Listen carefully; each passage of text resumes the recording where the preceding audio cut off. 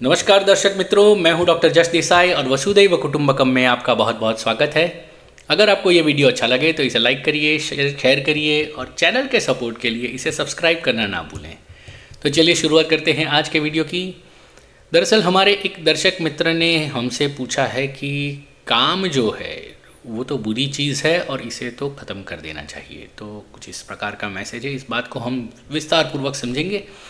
लेकिन पिछले वीडियो में हमने काम के बारे में जब हम चर्चा कर रहे थे, मैथुन के बारे में चर्चा कर रहे थे, तो हमने ये चर्चा की थी कि कैसे आधुनिक समाज में जो हम एजुकेशन सिस्टम में अपने बच्चों को तालीम देने के लिए हज़ारों लाखों रुपए खर्च करके हम उसे भेजते हैं, लेकिन वो स्कूल सिस्टम जो है वो हमारे बच्चों की काम ऊर्जा को एक दिशा देने में नाकाम रही है। तो अगर आपने ये वीडियो नहीं देखा है तो उसका लिंक नीचे डिस्क्रिप्शन बॉक्स में दिया गया है।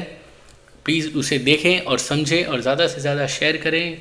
और काम को आज हम समझने जा रहे हैं कि काम को ख़त्म करने की बात की है हमारे एक दर्शक मित्र ने। तो काम को तो ख़त्म नहीं किया जा सकता, इस बात को समझेंगे। काम क्या है, तो सबसे पहले काम ऊर्जा क्या है वो समझना ज़रूरी है। अगर हम देखें पूरी पृथ्वी पर जहाँ पर भी जीवन है तो उस जीवन का फैलाव ही काम से होता है। अगर काम नहीं तो हम ही नहीं। अगर मनुष्य की बात करें, ह्यूमंस की बात करेंगे, तो मनुष्य जब पेट में जब होता है, बच्चा जब पेट में होता है, वो बनता ही काम से है, ठीक है। और जब वो बन रहा है, उसके अंदर जो ऊर्जा से वो जो बन रहा है, जो उसके शरीर का जो फैलाव हो रहा है, वो फैलाव भी काम ऊर्जा की देन है। अगर उसके अंदर काम ऊर्जा ना हो तो वो माँ के गर्भ से बाहर ही नहीं आएगा। क्यों आए? कोई कामना ही नहीं है तो गर्भ से बच्चा बाहर क्यों आएगा? लेकिन कामना है, क्योंकि माँ का गर्भ छोटा पड़ रहा है, अब बाहर निकलना है, ये भी एक कामना है। तो हर जगह कामना का फैलाव है। फिर वही बच्चा जब छोटा होता है, मुश्किल से लेफ्ट राइट वो घूमना शुरू करता है, फिर धीरे धीरे वो पूरी तरह से वो टर्न होता है, और टर्न होने के बाद वो धीरे धीरे वो चलना शुरू करता है। ये सभी तो काम का फैलाव है। और वो खड़ा होने की कोशिश भी क्यों कर रहा है? यहाँ पर भी कुछ कामना है, इस बात को समझना होगा। छोटा बच्चा अपने पैरों पर खड़ा क्यों होना चाह रहा है? क्योंकि वो देख रहा है अपने माँ बाप को। जब लेटा हुआ है, जब महज 2-3 महीने का होता है, तो वो देखता है कि सभी लोगों को, कि कैसे सभी लोग उसके सामने खड़े हुए हैं। तो वो भी सोचता है कि मैं भी एक दिन खड़ा होऊंगा। तो जब उसका शरीर उसको सपोर्ट करता है तो वो धीरे धीरे खड़ा होना शुरू कर देता है। सच मानो, अगर कोई भी मनुष्य का बच्चा अगर मनुष्य के साथ नहीं रहता, यानी अगर उसके साथ उसके माँ बाप ना हो और उस बच्चे को अगर छोड़ दिया जाए किसी जंगल में, किसी जानवरों के बीच, हालांकि कई सारे ऐसे केसेस हमने देखे हैं जहाँ पर आपने शायद जंगल बुक मोगली की कहानी सुनी होगी। तो मोगली हकीकत में इस तरह के बच्चे जंगलों में पाए गए हैं, भेड़ियों द्वारा पाले गए हैं मनुष्य के बच्चे। ऐसे कई किस्से हुए। लेकिन जैसे कार्टून फिल्म में दिखाया जाता है, मोगली हकीकत में वैसे नहीं चलता, क्योंकि उसने जानवरों को देखा है। तो वो जानवरों की तरह ही चलेगा, 4 पैर से, वो 2 पैर से नहीं चलेगा।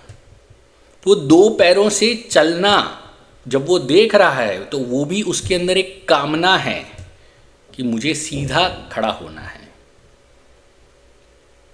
क्योंकि अगर आप चक्र को समझें हमारी बॉडी में, तो वो चक्र की जो ऊर्जा है उसे अग्नि कहा गया है। तो वो अग्नि जब प्रज्वलित होती है तो वो किस दिशा में जाती है? वो ऊपर की तरह उठती है। तो वो ऊपर की तरह उठना भी एक कामना है। कामना को कैसे खत्म कर सकते हैं हम, जबकि हम खुद काम से बने हुए हैं। हमारी आने वाली जनरेशन काम से बनी हुई है। एक स्त्री जब विवाह करती है तो उसके अंदर एक कामना होती है कि वो अपने गर्भ में एक बच्चे को जन्म दे। एक पिता का एक सपना होता है कि वो अपने बच्चे को जन्म दे। ये सभी तो कामनाएं हैं।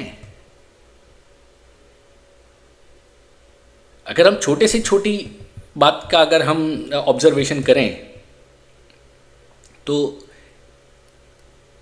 एक महज एक अन्न का दाना, गेहूं का दाना समझ लीजिए। एक गेहूं के दाने में एक पूरा पोटेंशियल होता है कि उसके अंदर से कई सारे दाने बन सकते हैं। ठीक है, तो वो जब अंकुरित होने के लिए जमीन के अंदर वो दबने को तैयार होता है, सड़ने को तैयार होता है, वो सारी बारिश, वो बारिश का पानी झेलता है, धूप झेलता है, और उसके बाद वो एक सशक्त पौधा बनता है। ठीक उसी तरह से किसी फल का बीज वो ज़मीन के अंदर जाता है, सड़ता है, गलता है, फिर वो उसके अंदर बीज अंकुरित होते हैं और वो ये सारे दर्द से उसको गुजरना पड़ता है। उस बीज को अपना अस्तित्व खोना पड़ता है, तब जाकर वो पेड़ बनता है। और बात यहाँ पर ख़त्म नहीं होती, बात तो यहाँ से शुरू होती है और उसके बाद उसकी ये इच्छा होती है कि कैसे मेरे पेड़ पर फल लगे, कैसे मेरे फल मीठे से मीठे हो और उसके बीज अंकुरित होने के लिए उसका फैलाव। ये सब कुछ ही तो कामना है। अगर हम जंगल में जाते हैं तो जंगल में भी जो कोयल है वो टहुके लगाती है, मोर जो है वो नाच रहा है, तो ये भी तो कामना है। एक फूल खिलता है भौरे को अपनी तरफ आकर्षित करने के लिए, ताकि उसके पराग के कण जो है वो किसी और फूल तक पहुँचे, ये भी तो कामना है। तो इस संसार में कामना तो पूरी तरह से फैली हुई है, लेकिन मनुष्य ही को पता नहीं क्या हो जाता है कि वो कामना को दबाने के पीछे पड़ा हुआ है। जब कामना को आप दबा देंगे तो आपका प्रोग्रेस तो अटक गया। अगर आपने चक्र को देखा है तो मूलाधार चक्र, स्वादिष्टान चक्र, इस तरह से 7 चक्र हैं हमारे शरीर में, और सभी की ऊर्जा जो है वो ऊपर की तरफ उठती है। इसीलिए तो हम स्पाइन की वजह से हम खड़े हैं, नहीं तो हम भी तो जानवरों की तरह चल सकते। ये मनुष्य की कामना है कि उसे अपनी ऊर्जा को ऊपर उठाना है और ब्रह्मांड के साथ कनेक्ट करना है, शिवत्व प्राप्त करना है। यही तो मनुष्य की कामना है, मनुष्य के शरीर की ये कामना है। कामना, देखिए, कामना कब बुरी होती है ये समझना आवश्यक हो जाता है। जब हम किसी भी बात की अति कर दें तब कामना बुरी है। तो यहाँ पर गणेश जी को हम इसीलिए तो पूजते हैं क्योंकि वो मूषक को अपना वाहन बनाए हुए हैं, मूषक की सवारी करते हैं। हालांकि कोई मूषक के ऊपर कोई बैठ नहीं सकता, ये एक प्रतीक है।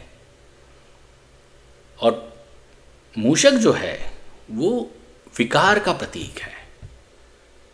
पूरा दिन कुतर कुतर कुतर कुतर कुतर करता है चूहा। तो इसीलिए गणेश जी जो है वो अपने विचारों को पूरा अपने वश में लिए उसकी सवारी करते हैं। इसीलिए वो कहा जाता है कि वो मूषक की सवारी करते हैं, क्योंकि उनके विचार उनके बस में हैं, उनके वश में हैं। लेकिन हमारे वश में अब हमारे विचार नहीं हैं, इसीलिए तो हम स्ट्रगल कर रहे हैं।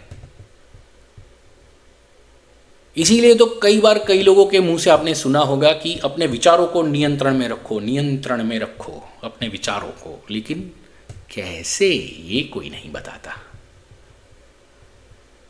तो चलिए आज हम इसी के ऊपर अपने विचारों को कैसे नियंत्रण में रखें, इस बात को हम समझेंगे।